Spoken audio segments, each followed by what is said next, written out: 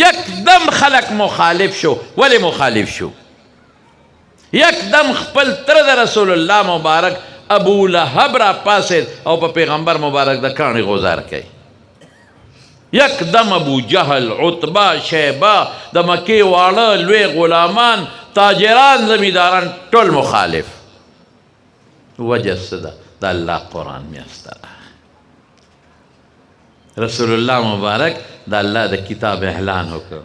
یا ایها المدثر قم فانذر وربک فکبر وثیابک فطهر والرجز فهجر. اعلان د قرآن شو. زه نه ویم، الله وی انهم لا یکذبونک. ذاتی اوسم تا ته دروغجن نه وی، ذاتا نسبا، لكن الذين كفروا بآيات ربهم يجحدون.